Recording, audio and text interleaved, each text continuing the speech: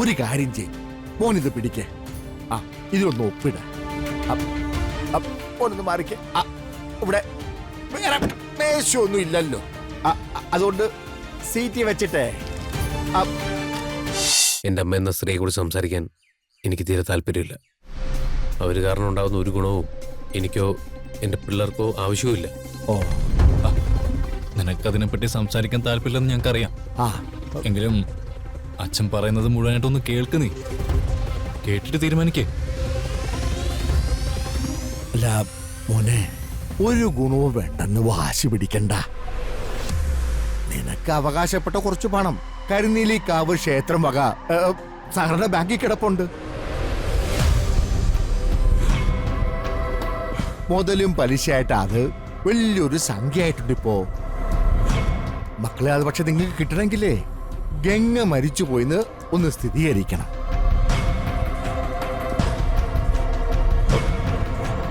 മോനെ, ഞാൻ വക്കീലിനോട് സംസാരിച്ചായിരുന്നു. അല്ല, ഇത് എങ്ങനെയാന്ന് വെച്ചാല് ഒരാളെ കാണാതായ 7 വർഷം കഴിഞ്ഞിട്ടും ഒരു വിവരവും ഇല്ലെങ്കിൽ അയാളെ മരിച്ചതായിട്ട് സ്ഥിരീകരിക്കാനാവുന്ന വക്കീല് പറയുന്നത്. അതിന് കോടതി വഴി ഒരു പേപ്പർ കൊടുക്കണം. അല്ല, അതൊക്കെ അമ്മാവൻ ചെയ്തോളാം. പക്ഷേ പത്രത്തില് നിന്റെ ഒരു ഒപ്പ് വേണം. അത്രേ ഉള്ളൂ.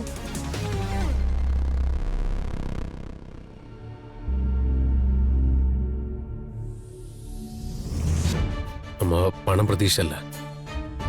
എൻ്റെ മനസ്സിൽ എന്നും മരിച്ചുപോയ എന്നെ പ്രസവിച്ച ആ സ്ത്രീ,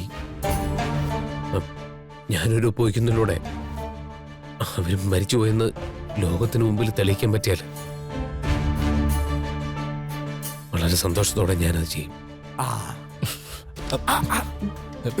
എടുത്തു കൊടുക്ക.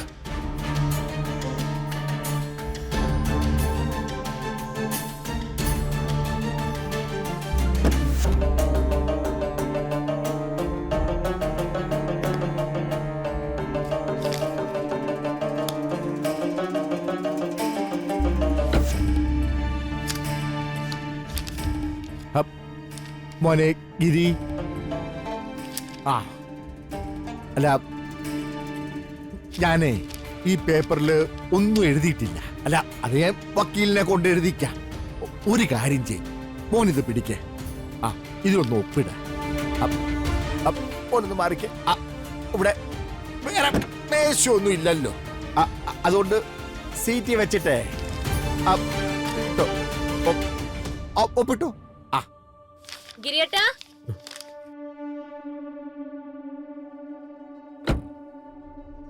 എന്താ പറു?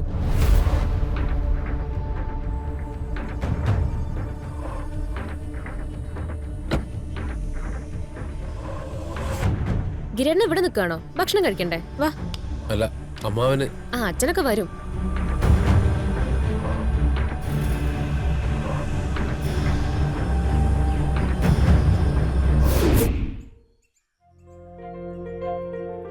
ഗിരിയേട്ടാ, മോളെ ഹാപ്പിയാണോ സമൂട്ട? ഹാപ്പി ഹാപ്പി ആണോ?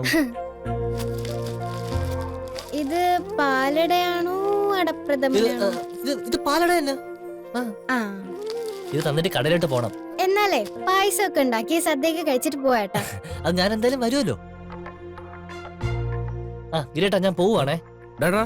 നീ ഇതവിടെ പോന്നു? അല്ല, കടയിലേക്ക്. എന്തിനാ വെറുതെ അടച്ചിടുന്നത്? അതും ഓണത്തിന് കുറച്ച് സാധനങ്ങളൊക്കെ എടുത്തല്ലേ. എന്തെങ്കിലുമൊക്കെ വിറ്റ് പോയാൽ അത്ര ആയില്ല ഗിരിയേട്ടാ. കടയുടെ കാര്യമല്ലേ, ഞാൻ നോക്കിക്കോളാം. നീ ഇപ്പൊ എങ്ങും പോകണ്ട. തിരുവോണമായിട്ട് ആരും സാധനം ഒന്നും വാങ്ങാൻ വരാൻ പോകുന്നൊന്നുമില്ല. ഉത്രാടത്തിന്റെ തിരക്ക് തിരുവോണത്തിന് എന്തായാലും ഉണ്ടാവുകയില്ല. അതൊന്നും സാരമില്ല ഗിരിയേട്ടാ. പാറു വന്നതിന് ശേഷമുള്ള ആദ്യത്തെ ഓണമല്ലേ. പാറും ഗിരിയേട്ടനും കൂടെ പറപ്പുള്ള എല്ലാം കൂടി ആഘോഷിക്കും.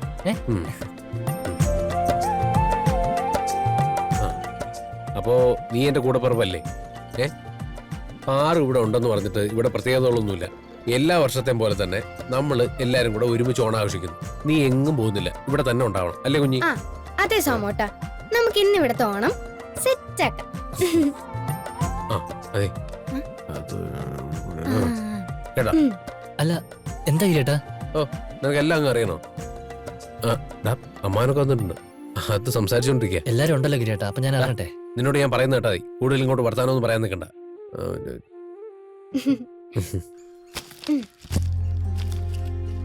നാ, നിനക്ക് വേണ്ടി വാങ്ങിച്ച ഓണക്കോടിയാ.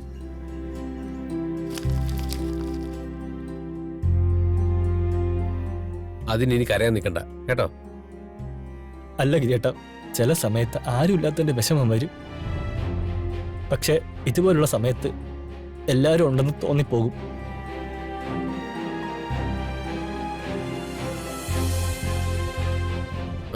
നല്ലൊരു ഓണമായിട്ട് നീ കരയല്ലേ. നിനക്ക് എല്ലാവരും ഉണ്ട്. ഞാൻ ഉണ്ട്, എന്റെ പെങ്ങന്മാരുണ്ട്, എല്ലാരും നിനക്കൊപ്പം ഇല്ലേ? ഇതൊക്കെ നിന്നോട് പ്രത്യേകിച്ച് പറയേണ്ട കാര്യമുണ്ടോ? എന്നാ പിന്നെ ഞാൻ പോണില്ല, സദ്യ കഴിച്ചിട്ടേ പോണുള്ളൂ. അതാണ്. ആ പിന്നെ വല്യേട്ടാ, ദേ ഊഞ്ഞാലെല്ലാം അഴിഞ്ഞുപോയി, ഒന്ന് കെട്ടിത്തരോ? വാ, കേട്ടോ. ഗിരിയേട്ടാ, അതൊക്കെ ഞാൻ ചെയ്തോളാം. അകത്ത് അമ്മാവനെ കൊള്ളതല്ലേ. ഗിരിയേട്ടൻ ചെല്ലേ മോളെ, ഇത് പിടിച്ചേ.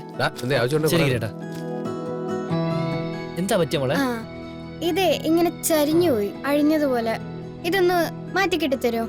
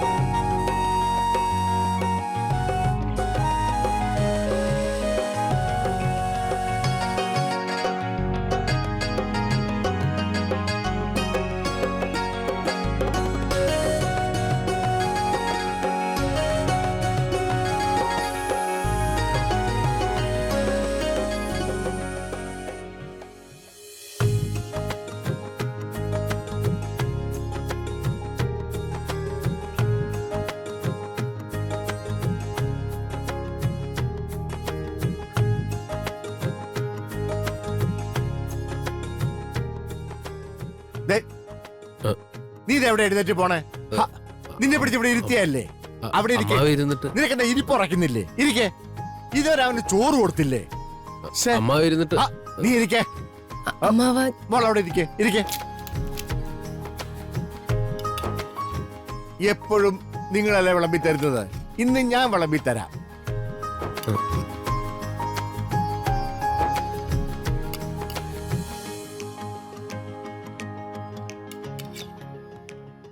ഗിരിയേട്ടാ,